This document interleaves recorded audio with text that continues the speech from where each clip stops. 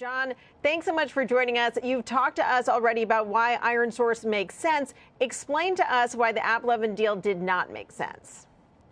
Well, it's a subject we got into in some depth. With our board, we went into a deep financial analysis and strategic analysis aided by smart advisors on the financial side. And the clear conclusion is that the Applovin proposal wasn't likely to lead to a superior proposal, and we're highly convicted about the positives for the IronSource merger, where we can do better by way of our customers and better by way of our shareholders.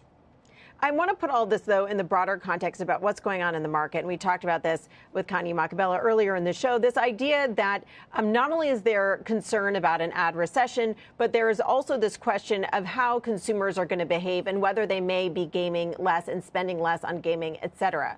What do you see in the market right now as we head into the fall? Well, two quick thoughts. So the first is that we're broader than games. We do a lot outside of games and digital twins and what people refer to as metaverse. So we're broader than games.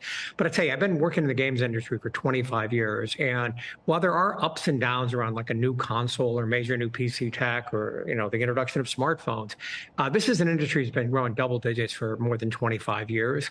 There's a little comparative slowdown, when people spend all that time at home around COVID.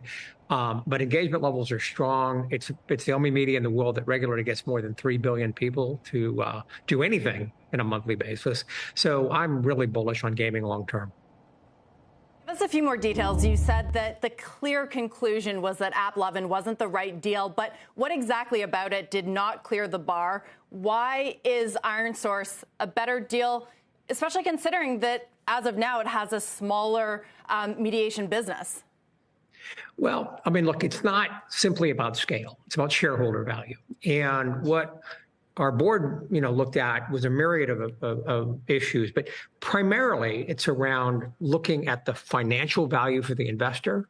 Secondly, it's about the complementary nature of the products and offering that IronSource has versus, say, an Applovin, and the strategic implications of that. With the IronSource deal, we think we do better with our customers. We think we do better with our shareholders. We present a balanced portfolio where about half of our business is related to monetization, but the heart and soul of the company around content creation is the other half of the business, and it's really what drives things for us. So it was a complete evaluation. We get all of those factors. We feel great about where we've come out. If it's a complete evaluation, then, John, does that mean that you're not going to be looking at this deal anymore? Can't help but note that Unity shares are down more than 5%. Could you continue to have talks with Applovin to get a better deal, to maybe have a path for this deal to make more sense, at least for shareholders, if you're going to get a higher price? So three thoughts. Thought number one, variations in the share price up or down a few points every day.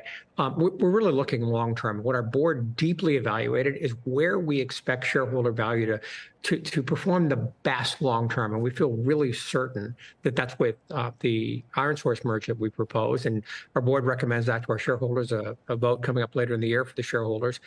In terms of negotiating with Applovin, we've got an announced and committed merger proposal out there, and that's what we're focused on.